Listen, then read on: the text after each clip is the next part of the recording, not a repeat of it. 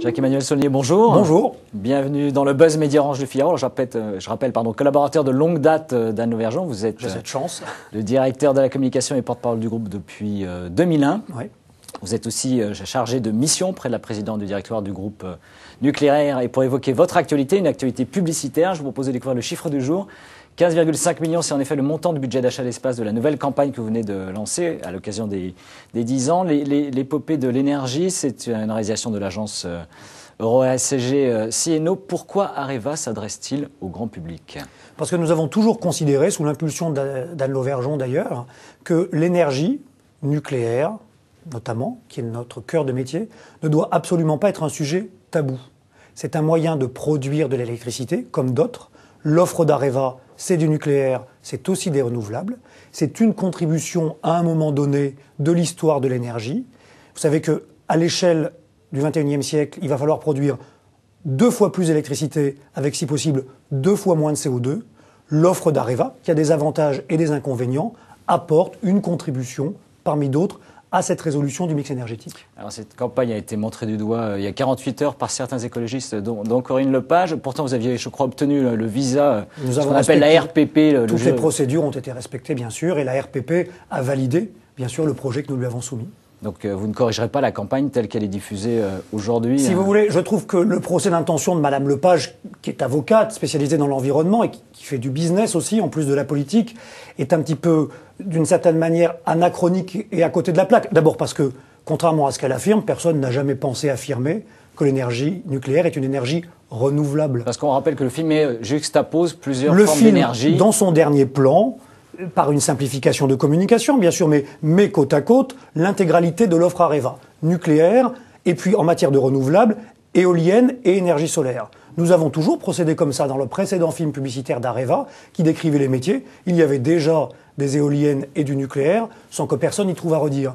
Mais au-delà, je trouve encore consternant qu'en 2010-11, compte tenu des enjeux énergétiques, qui préoccupent normalement également les personnes soucieuses d'environnement, on en soit encore à ce type de querelle de chapelle, de quasi-guerre de religion, où on ne peut pas parler sereinement des modes de production d'électricité qui ont tous, nucléaire compris, leurs avantages et leurs inconvénients. Alors, on le rappelle, c'est le 3e opus publicitaire, parce que dès 2004, vous aviez lancé en effet un premier mini-super production déjà sous forme d'animation. Comment vous mesurez l'évolution justement de l'image du nucléaire et l'image d'Areva en particulier ? Alors, nous avons évidemment des baromètres qui nous permettent, avant et après chaque prise de parole, de faire l'état des lieux de l'opinion publique sur la marque Areva, sur nos activités, et qui nous permettent également de voir si ce que nous proposons au public pour l'informer en ce qui nous concerne et pour l'inviter au débat, parce que c'est aussi ça notre stratégie, nourrir le débat sans tabou, et bien pour voir si les outils que nous proposons correspondent à sa demande. Le film, l'opus numéro 1, qui racontait les métiers d'Areva, depuis la mine jusqu'au traitement recyclage des combustibles, et à l'époque la transmission d'électricité, a connu un grand succès, parce qu'il avait une dimension pédagogique tout en étant ludique, ce qui était un petit peu décalé par rapport à ce qu'on pouvait attendre d'un grand groupe industriel comme Areva. Je souhaite naturellement que l'épopée de l'énergie, que nous sommes en train effectivement de lancer, connaissent le même succès. Alors vous faites la promotion du nucléaire, mais on a vu beaucoup dans les médias de bagarres, d'échauffourées avec vos concurrents, mais aussi, on va dire, chers confrères avec lesquels vous travaillez, EDF pour les citer. Comment vous pouvez calmer le jeu aujourd'hui à travers la communication ? Alors, je ne crois pas qu'il y ait de bagarre. En tout cas, il n'y a certainement pas de bagarre entre Areva, qui est un fournisseur de solutions pour produire de l'électricité, et ses clients, que ce soit EDF ou que ce soit nos autres clients dans le monde. Je rappelle que 75% de notre chiffre d'affaires est à l'export. Nous sommes d'une certaine manière aux électriciens ce que Airbus est aux compagnies d'aviation. On ne fait pas la guerre à ses clients.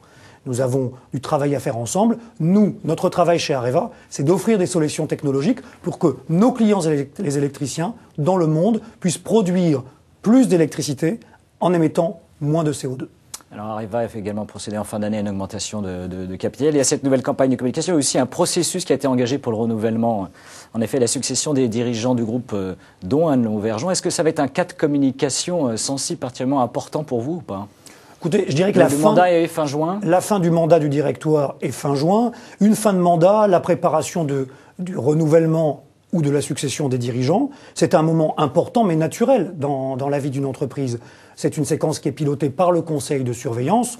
Bon, moi, ce que je veux dire, c'est que depuis 10 ans que je suis à la tête de la communication d'Areva, sous l'impulsion de l'autorité d'Anne Lauvergeon, d'abord, j'ai déjà connu un renouvellement. J'espère bien que nous allons en connaître un autre et que nous puissions continuer notre travail sous l'impulsion de Anne. C'est un moment important, mais nous avons eu d'autres moments importants, et ce sujet n'est ni plus ni moins sensible que d'autres. Je crois que quand on travaille à l'image du nucléaire, avec une marque comme la marque Areva, et qu'on le fait sous l'impulsion d'une patronne de la stature d'Anne Lauvergeon, c'est avant tout du bonheur pour en dire comme, et on a envie de continuer. Et est-ce que votre présidente est également veut succéder à sa propre succession, comme on dit, elle est candidate à sa succession? Elle a dit à vos confrères qui lui ont déjà posé la question, elle a dit à Jean-Cyril Spinetta, notre président du Conseil, qu'elle avait évidemment envie de continuer cette aventure. Une fois encore, l'industrie nucléaire, c'est l'industrie du temps long. Ceci dit, je dois vous avouer qu'aujourd'hui, ce qui la préoccupe, c'est pas vraiment son propre sort, et elle est plutôt concentrée sur nos 2 collègues qui sont otages au Niger, sur le sort de Daniel et Françoise Laribe, de ceux de Vinci qui sont avec eux, et sa préoccupation, elle est là. Bien, Jacques-Emmanuel Saunier, merci. Merci d'être venu dans le Buzz Média Orange Le Figaro, et nous nous retrouvons dès demain avec un nouvel invité. Merci encore et très bonne journée. À vous aussi.